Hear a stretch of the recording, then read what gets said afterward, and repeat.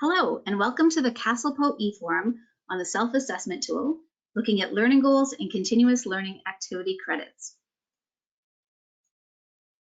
As this e-forum is virtual and we are not all gathered in the same space, we recognize that this land acknowledgement may not represent the lands upon which you are now. If this is the case, we ask that you take the responsibility to appreciate the traditional territory you are currently on.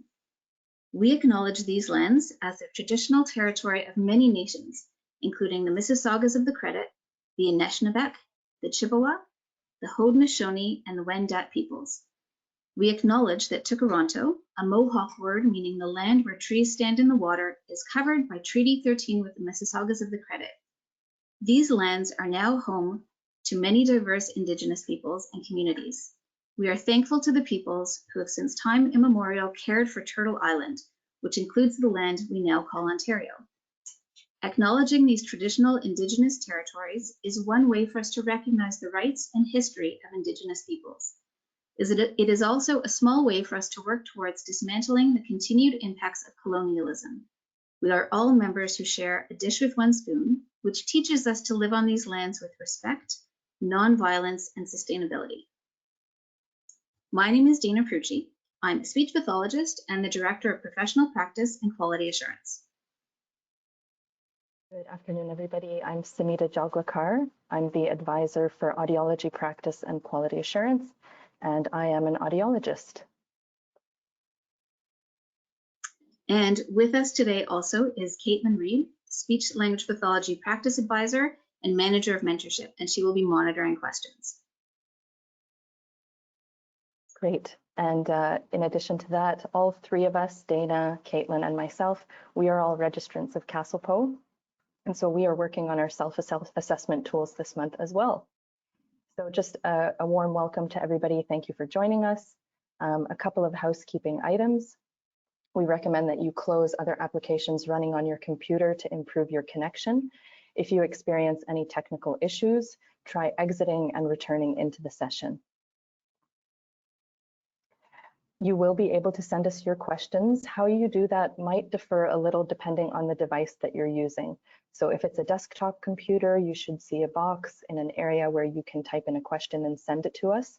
If you're on a tablet or a mobile device, there might be a little box with a question mark on it that you click and you can send us your questions. As Dana mentioned, Caitlin Reed, our colleague, is monitoring the questions today. We'll try to answer as many as we can during the session, but if we're unable to get to your question, we will respond individually. And the recording and slides for this session will be published to the website shortly after today's presentation in the self-assessment tool part of the website. Some resources for you. There is the self-assessment tool information webpage. That webpage has lots of guides on how to complete the SAT. Which SAT to complete. Of course, there's a clinical and a non-clinical, and also information about learning goals and CLACs, which is also the topic of our presentation today. We've also put a link there to you to the practice advice page, and you can contact a practice advisor this month if you have any questions as you're working through your SAT. So now we can take a look at the agenda for today. We're going to start off talking about learning goals, followed by continuous learning activity credits, or CLACs. We'll look at some scenarios of how you can or maybe not write your CLACs and your learning goals. We'll look at what's new in this year's SAT, including the well-being page, and we'll have time for questions at the end and probably some in the middle as well. So let's start off with, why do we have learning goals and CLACs? So this is something that is laid out in the Regulated Health Professions Act. And the Act talks about having continuing education or professional development to promote continuing competence, address changes in practice environments, and incorporate standards of practice, changes in technology, and entry to practice competencies. And this is true for all regulated health professionals. So for dentists, chiropractors, occupational therapists, dental hygienists, everyone has to do continuing education. So it's time for our very first poll. And we want you to say, why do you think learning goals are important? And so do you think it's to have continued competence, lifelong learning, and to maintain knowledge, skill, and judgment, to protect the public, to be current with changes in the field, or maintain confidence and trust of patients.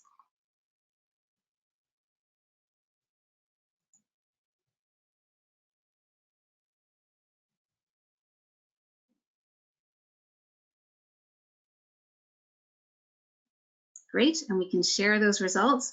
And this is actually really great. We see that there's answers in all of the areas. Some are definitely higher than others.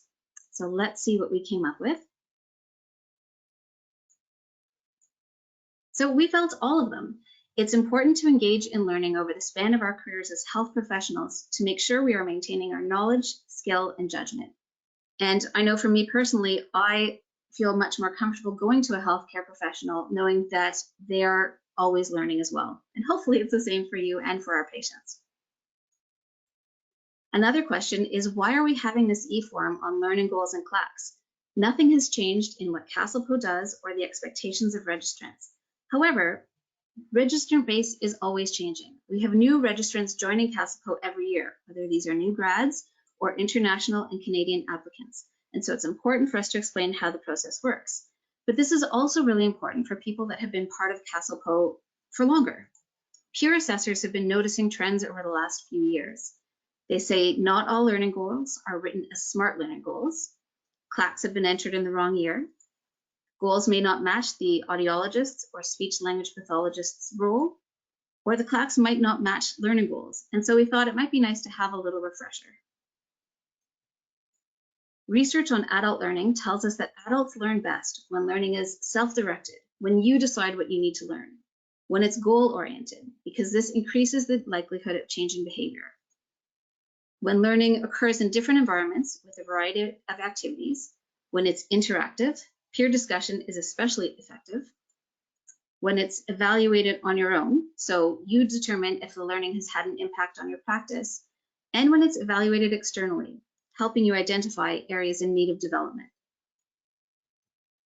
So let's take a step back and think about what are learning goals. So you have your learning goals that you write on your self-assessment tool every year. You need to choose 3 of them. And they always include a statement of what you will learn and the purpose of learning.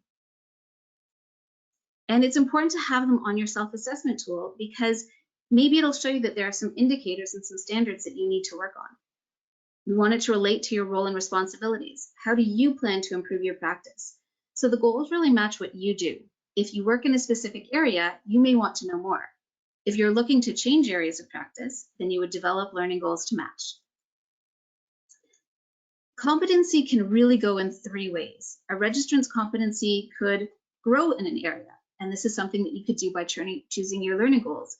Competency could also plateau, and you really shouldn't be doing the same thing in intervention that you did 5 years ago.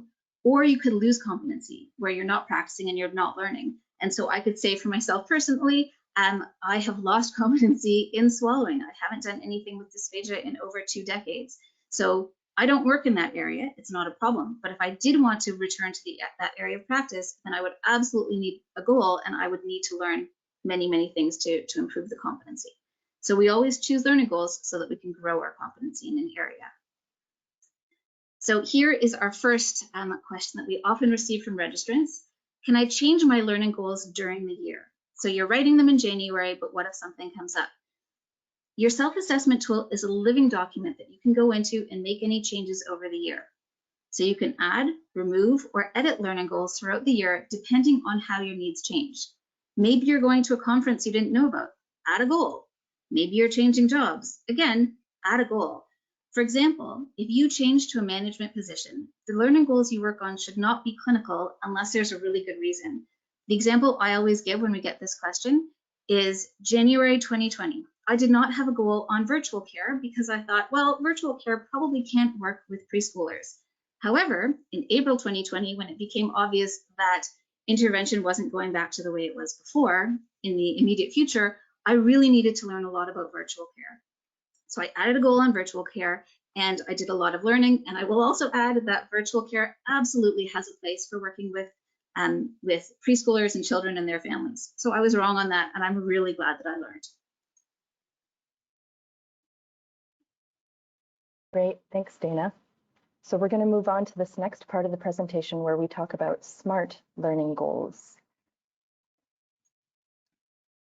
So the SMART method of coming up with learning goals is something that many of us have probably heard before. It might be familiar to most. But for those listening who this might be a little bit new for, SMART is an acronym and it's a method of developing goals. So the S is for specific, M for measurable, A for attainable or achievable, R for relevant, and T for time-bound. And basically what these criteria do is they help you focus your efforts and increase your chances of achieving your goal. So it allows us to write goals that are clear, attainable, and meaningful, and you can have clarity in your goal setting.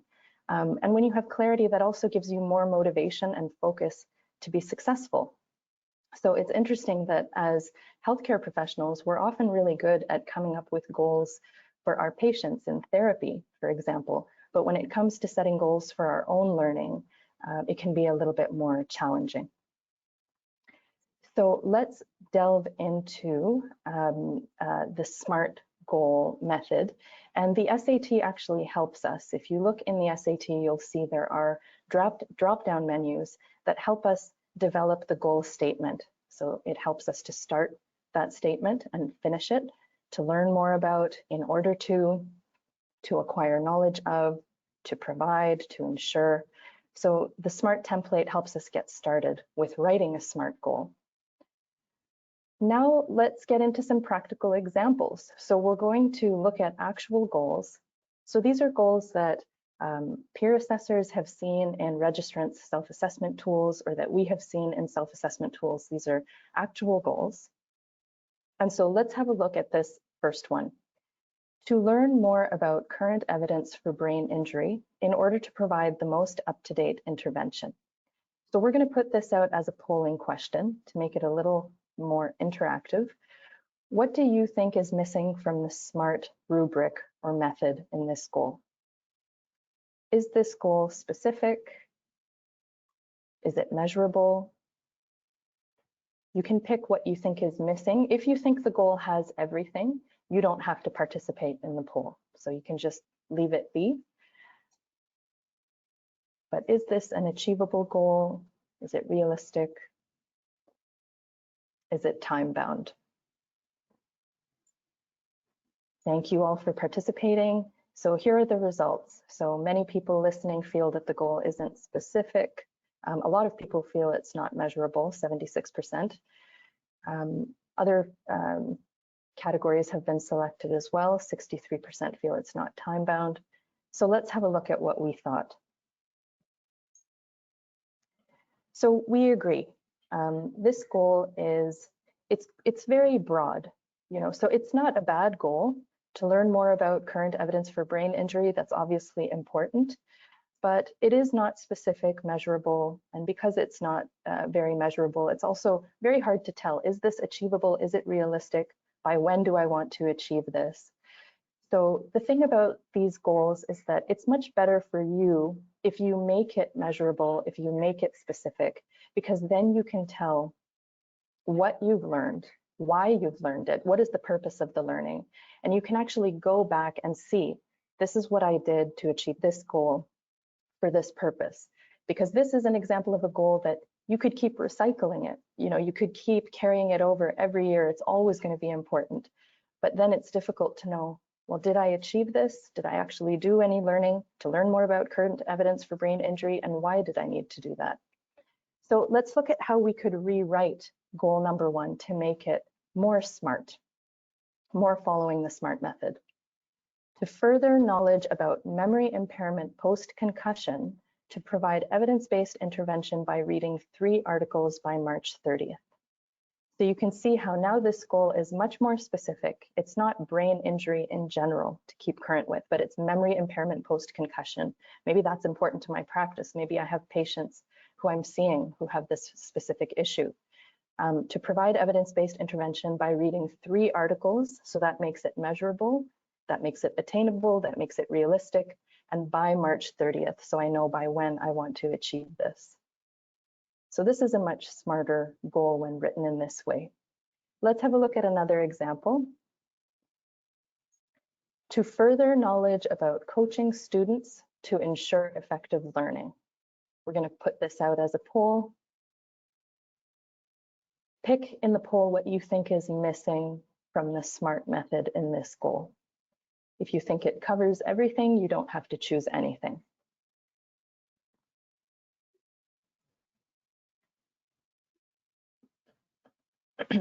Thank you to everybody who's participating. We can see all your votes coming through. Okay, maybe we can share the results now. So 81% are saying this goal is not specific, 92% are saying it's not measurable, some feel it's not achievable, realistic, many feel it's not time-bound. Let's have a look at what we thought. We agree. So this is another example of a broad goal statement. It's not very specific. Perhaps it's achievable. You can further your knowledge, that's achievable, but it's not measurable. It's not as measurable as it could be for sure, not realistic or time-bound.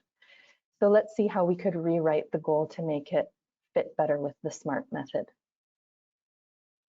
To further knowledge about specific coaching techniques for students through human resources preceptor training, to ensure students acquire 10 opportunities to take a case history independently. So again, when you read this goal, you can see how it's very specific in what I'm going to do to further my knowledge. It's also measurable because if I get 10 students opportunities to take case histories, I know that that's what I can use to measure that I've achieved the goal. Attainable, realistic, much better goal, smarter goal. So let's do another example. This is an audiology example. To learn more about personal sound amplification products and over-the-counter hearing aids to ensure I am always knowledgeable. Here comes the polling question. Select what you think is missing.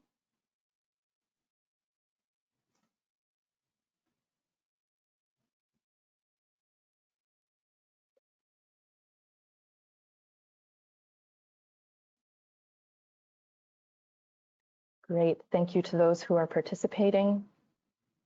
We really appreciate it. Lots of votes have come through. I think we can probably share the results now. So people, 43% not specific, 86% not measurable, 88% not time-bound. Different people have voted for everything here. Let's have a look at the answer. So we feel also that this is not as measurable as it could be, not as achievable, realistic, or time-bound. It's specific to a degree to learn about personal PSAPs and over-the-counter hearing aids, but it's not really talking about the purpose for the learning. And so that makes it difficult to measure, difficult to achieve all of the other SMART things. It's important to have a purpose for the learning. So let's see how we could rewrite the goal. To learn more about PSAPs and over-the-counter hearing aids by attending the Professional Association's webinar on February 1st to ensure my patient recommendations are based on current evidence. So this is much more measurable. What is the thing that I'm going to do? I'm going to attend this webinar. It's time-bound, and there's a purpose to the learning, you know. And so you can always make a goal more specific, more measurable, more achievable. The more you can follow that method, the better it is for you, as I said at the beginning, to know what you're learning, why you're learning it, and whether or not you've learned anything. So I think we're going to move to our next example. Here's goal number 4, to further knowledge of promoting pre-literacy skills in order to meet the needs of my caseload in the classroom by April 30th. So what's missing? We'll launch another poll. And you can decide if it's specific, if it's missing something, if it's missing being specific, measurable, achievable, realistic, or time-bound.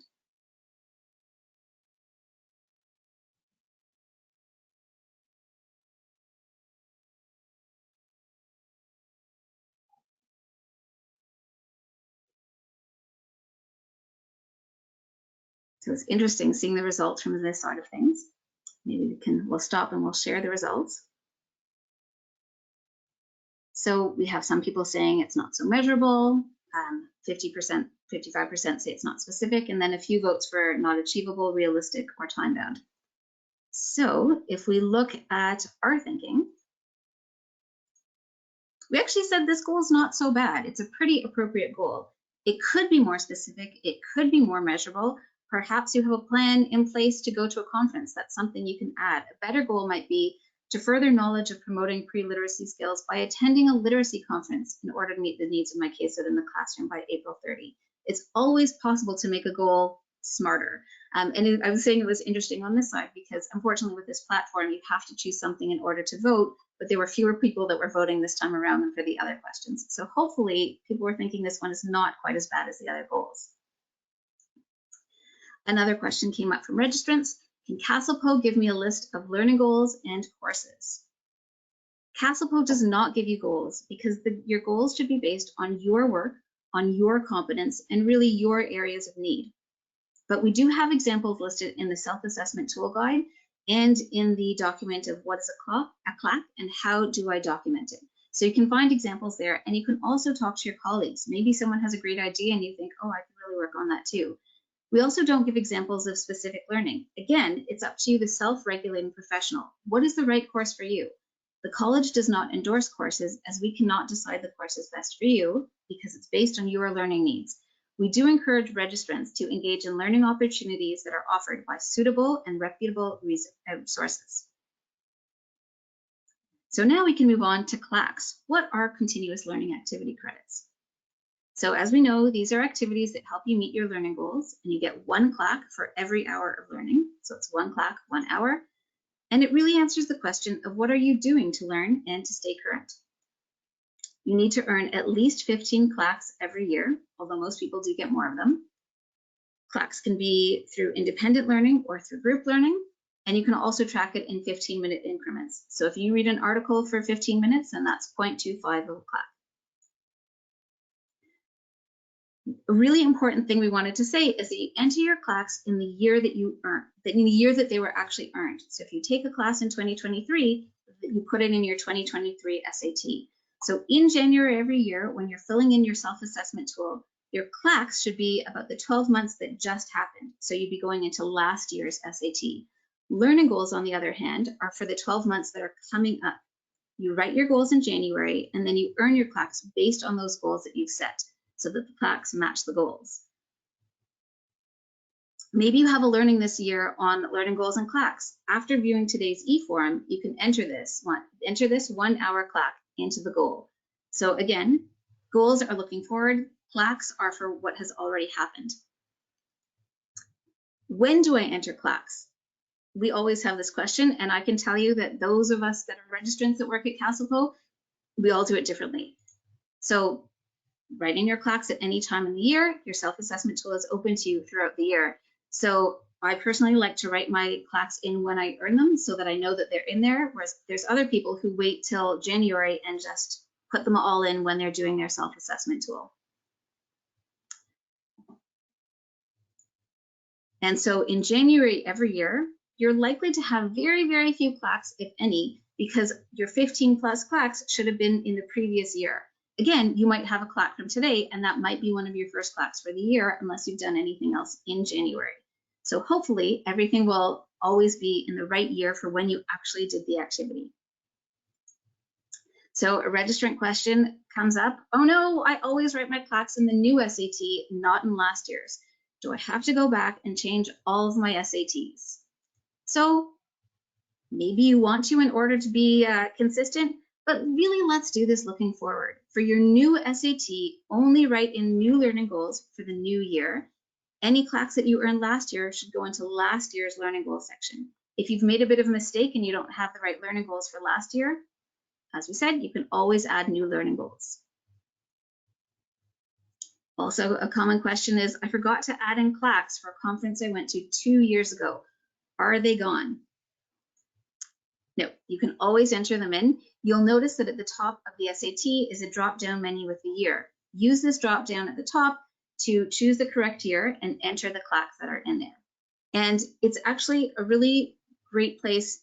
You know, we were just talking about it this morning, and some people were saying, well, once they get to 15, they don't bother to put anything else in, and you don't have to, but this is a really great way to track the learning that you've done over the years. Maybe you have to update your resume. You can find out what certificates you earned or what courses you've taken just by going back into your self-assessment tool and looking through the years. And Dana, I've personally done that. I've gone into my SAT and looked back at past years to see, what did I learn, or what courses did I attend, what conference sessions, webinars did I attend, and it's helped me with other things that I've had to do. So it really is the SAT really is a good place to keep your learning so that you can go back and know what you've done. Absolutely. It's so true. And as we always say, it's your self-assessment tool. It's something that's there for you to use anytime that you want to go back into it. When you do enter your CLACs into the correct SAT, you also want to know where you are on your journey to meeting your learning goal. And it's really important to self-evaluate. And so there's a drop down on each learning goal for progress to meeting the goal, which could be none, minimal, moderate, or significant, and also the impact on your practice. And so this relates to the idea that your goal should be based on what's important for you to learn for your current practice.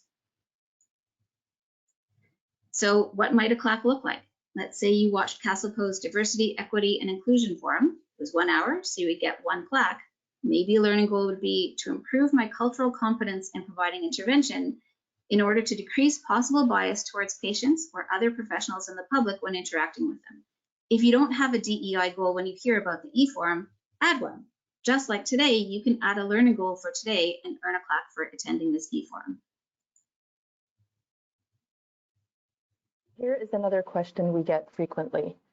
I finished my mentorship in July and I'm completing my first SAT as a general registrant of CASLPO. Do I need to report CLACs from the previous year? So the answer is no. You don't need to report CLACs in the first year that you complete your SAT as a general registrant.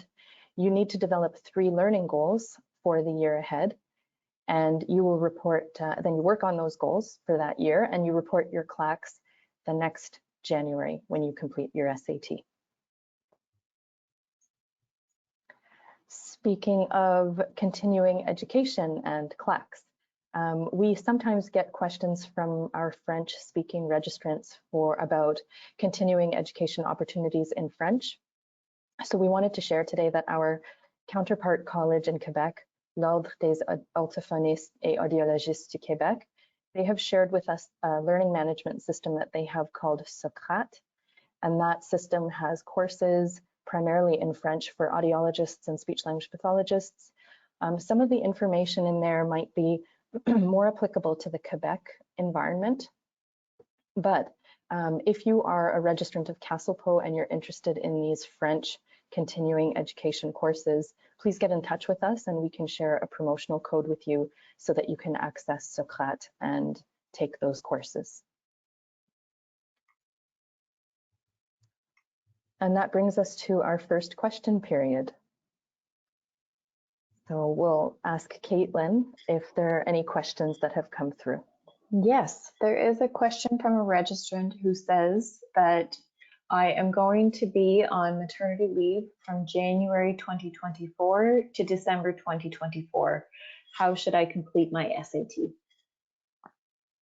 So this is a great question. Again, one that comes up relatively often. And I'm actually going to extend this to also people, say, that are retiring or any other reason that they might not be working during the year. In January, if you are a general or academic registrant in January of any year, you need to do your self-assessment tool. So it doesn't matter if you're taking mat leave, if you're still general, then you are considered a general registrant. You need to do the SAT.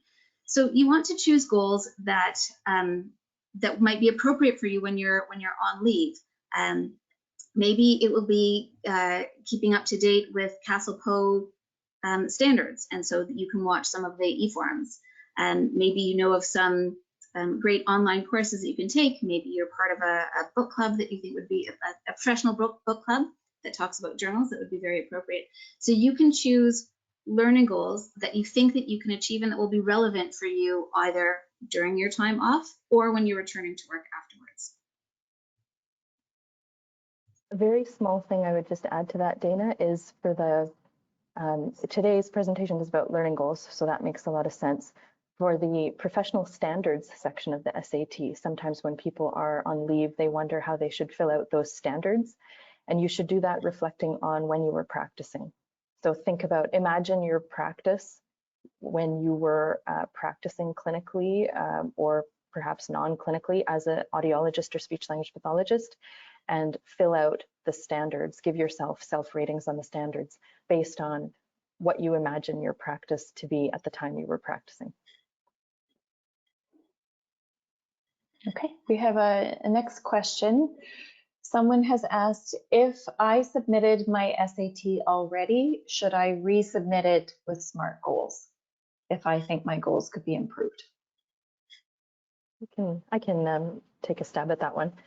It's really up to you. It's your tool, the SAT. It's really meant to be used for your own learning and to improve and make your ability to track your learning most effective. So if you submitted your SAT already and your goals weren't as smart as they could be, that's okay. You know, you don't have to resubmit anything. But if you'd like to go in and make the goals more smart, because it's going to help you track your learning, then we would encourage you to do that. You can do that at any time, even after your SAT has been submitted. Dana, would you add to that? Have anything to add? Actually, now that you know more about having SMART goals, I think it would be a great idea to go in there and make your goals smarter. You do not have to resubmit. Anytime you make changes to your SAT, you just have to hit save and it automatically is saved. So you don't need to tell us, by the way, I've changed my goals, or I've changed where I put my CLACs in case you put them in the wrong year. But just hitting save will do it. So I think, you know, now that you've learned more today about having SMART goals for yourself, and again, as Samita said, we are very good at writing SMART goals for our patients, but often less good for ourselves. If you have SMART goals, then it's worth updating your SAT and just saving, but don't worry about resubmitting. Okay, so I think we can go back and we'll save any more questions for the end. Well, we should have lots of time available at the end, and definitely keep sending in those questions. All right, so let's get into some scenarios related to the self-assessment tool and CLACs and learning goals. So let's look at the first one. So Sam, an SLP in the preschool speech and language program, created 3 learning goals around clinical work, one for autism, one for motor speech, and one for record keeping.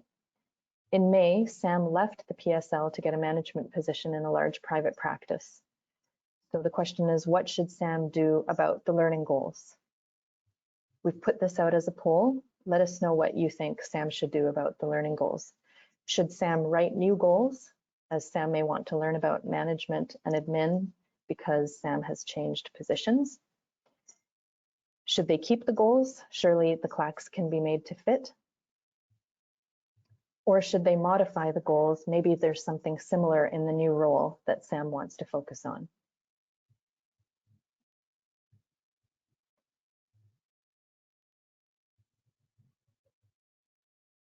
Thank you for your votes. Let's have a look. So most people felt that Sam should write new goals because they've changed their position and the old goals may not be relevant anymore. And many people also felt that Sam could modify the goals. So let's have a look at what we thought. And we absolutely agreed. So new goals are always good if your position changes and if your learning needs change. So your goals can change throughout the year. You might discover that you need to learn something new because it's become important to your practice or relevant to the work that you're doing. So you can go in and change the goals. In this case, Sam can go and write all new goals. Sam could just add to the goals. Maybe there's some that they want to keep, or they could modify the goals and make them more relevant to the current role. So let's have a look at the next scenario. This one is about supervising audiology and speech language pathology students. Felicia likes to help future registrants by taking university students for placement, which is a really wonderful thing to do. So thank you to Felicia for taking on students. She makes sure to get continuing education equivalents, CEEs from Speech, Language, and Audiology Canada. Can Felicia count her supervision hours as CLACs for CASLPO? We put this out as a polling. Can Felicia count the hours of supervision as CLACs for CASLPO? Yes, she is working for the betterment of our professions, so these hours can be counted. No, associations are different, and there's no learning happening here, or partly. Is there learning involved? Is there a learning goal involved?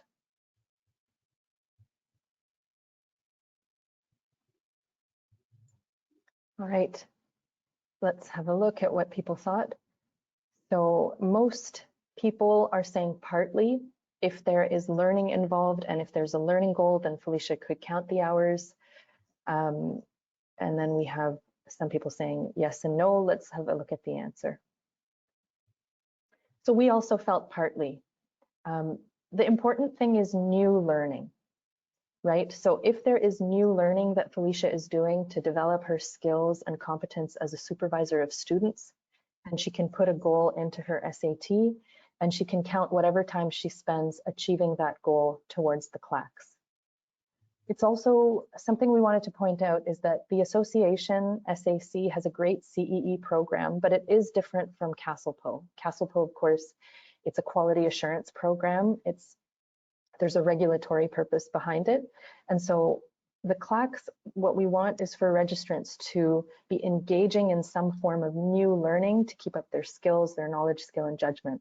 And so that's what the SMART goals need to be about and what the CLACs should be about. So just keeping in mind the difference between continuing education for a professional association versus what you're putting in your SAT. Absolutely. Sorry. Oh, go ahead. Dave. I was going to say, I can think of a time when I had this. I had a great student many years ago who wanted to do a lunch and learn for our team about the latest fluency research. So we all added a goal on stuttering and added a CLAC for that wonderful hour where she was giving us this update because it was new learning. So we didn't do, they weren't CLACs for doing the supervision, but if you have a goal on reading up on coaching techniques, that could be a time that you do it. But it's not about the supervision, because supervision alone would not give you the CLACs.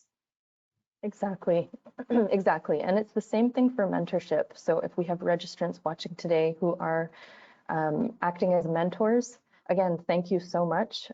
We really value our mentors, registrants who are mentoring. It's a very valuable contribution that we really appreciate.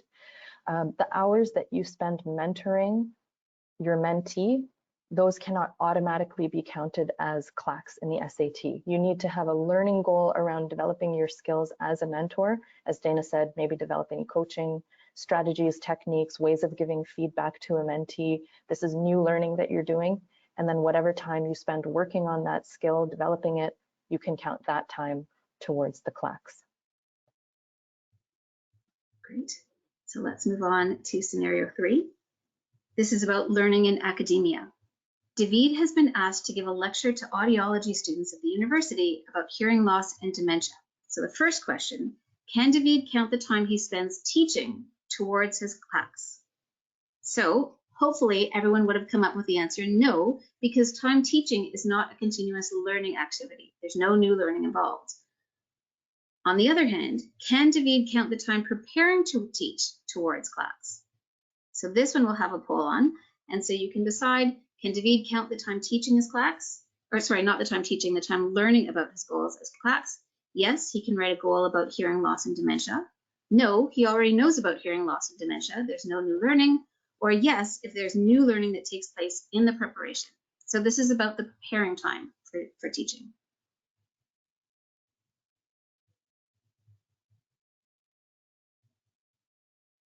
Okay, so we can share the results. So I think it's pretty overwhelming. Everyone thinks partly if there's any new learning that takes place.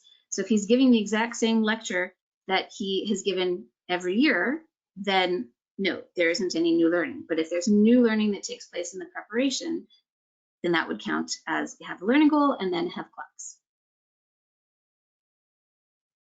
Okay, and so now we can move on to our last scenario, scenario 4. This is about non-audiology or speech-language pathology learning. Katinka is feeling stress at work. She is considering learning about meditation and yoga. Can Katinka count the hours she spends learning about meditation and yoga as CLACs? So for our last poll, do you think yes, she's taking care of her well-being, the hours should count? No, this learning is important, but it's not about audiology or speech language pathology, or partly, Katinka can run the yoga classes during her lunch hour.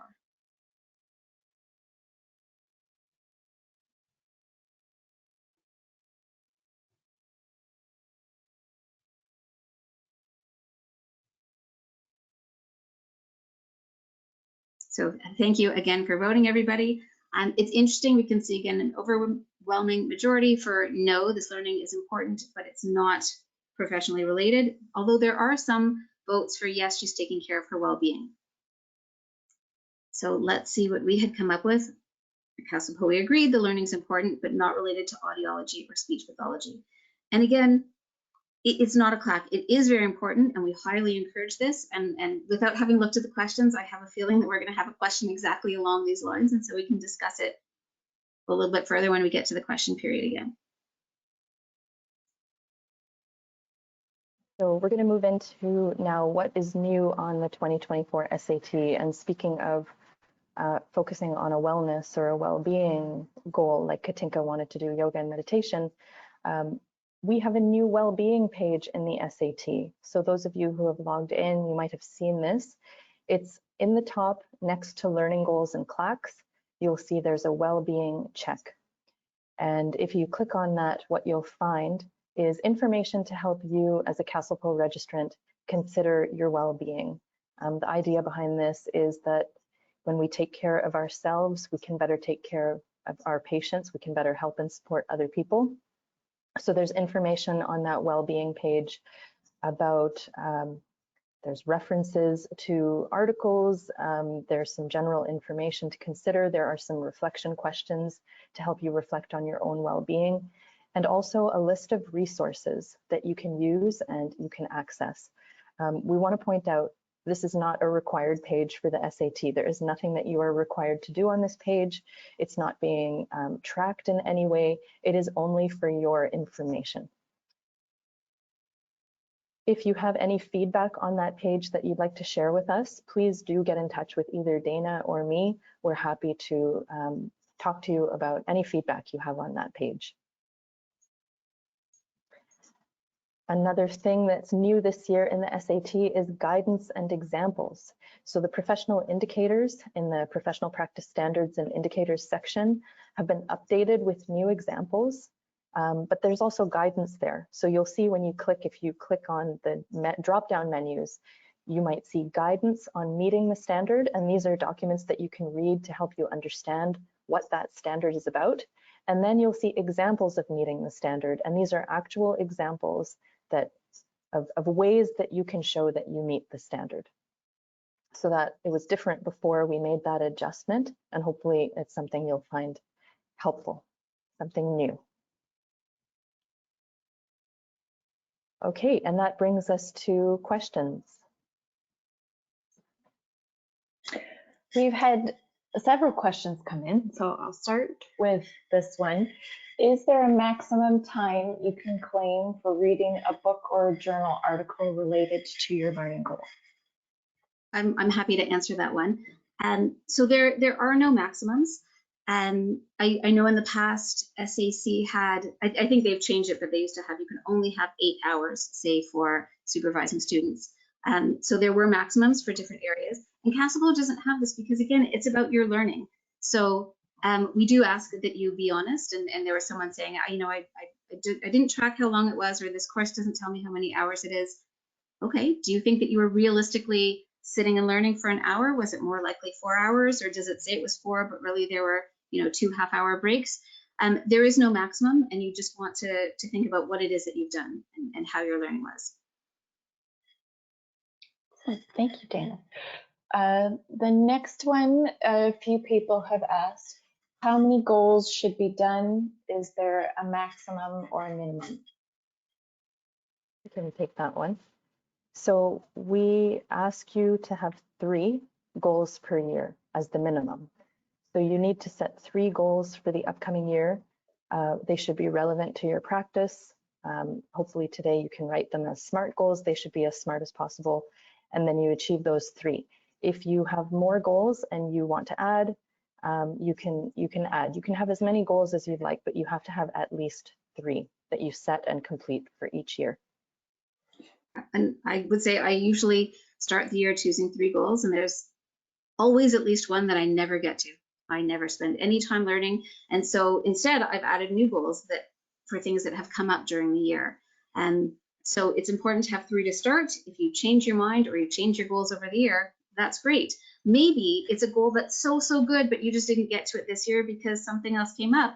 You can add it or add a slightly modified version of it for next year.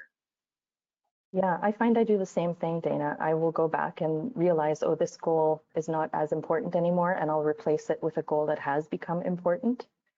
Or maybe if you're finding that you keep carrying the goal over from year to year, it needs to be more specific or measurable, right? As we talked about in some of the examples.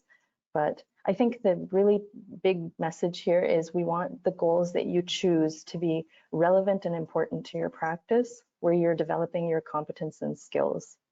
And so whatever becomes important to you throughout the year to do that, you can go and add into your SAT. To be able to submit your SAT though, you have to have at least established 3 goals. Otherwise you won't be able to submit your SAT by the end of this month. Oh, thank you both. A few people have asked, what should we be keeping to prove that we completed a CLAC, like attending a conference or webinar or reading an article? Do we need to keep notes? This is a great question. So you don't need to prove anything to CASLPO. If you are getting a peer assessment, on the other hand, your peer assessor might want to see something. I know that I have a drawer in my filing cabinet at home that has handouts from courses that I've done or certificates I've earned or even articles that I thought were really good. I was talking to someone last year where their entire office was going digital, and she said, so what do I do with all of this information? I don't really know. You could take a picture of it and then just upload that, but uploading evidence is very much up to you. If it makes you feel that you want to track it and you'd feel better having something, great. But it's not that there's a requirement to prove to someone. CASLPO doesn't ask you for proof that you actually took that course. I would add, Dana, that I think a really great way of showing that you've read an article or a book, for example, is the notes that you've taken.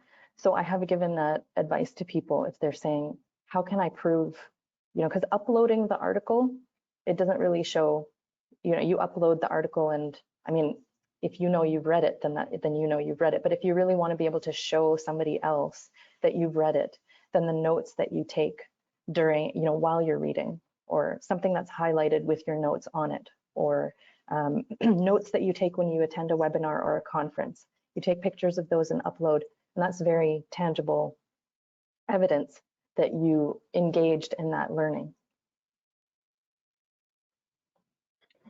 We have a question about yoga mindfulness. If it's written as a SMART goal, for example, in order to cope with the increased demands and significant self-regulation needs of students, I will employ new mindfulness and yoga type exercises with students once a week after attending a workshop about mindfulness based on stress reduction.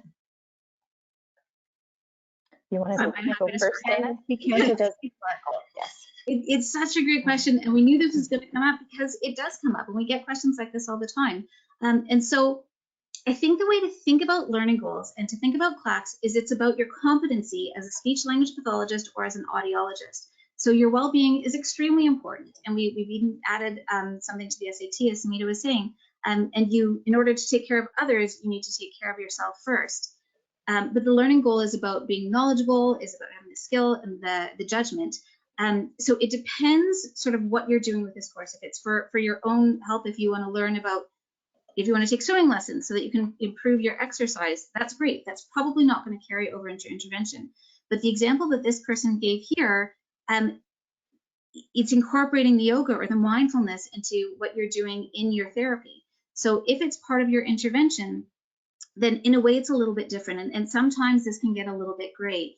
And I think that one way to think about it is if you were to have a peer assessment, or if someone from CASLPO were to look at your goals, would you be able to say, well, yes, this is why I said it, because at the beginning of every session, in order to get the student sort of into the right place to do therapy, first we need to do X, Y, and Z? Or is it like, well, I feel better when I do yoga sometimes? And so how would you be able to explain, no, I think this is a real goal and this is why?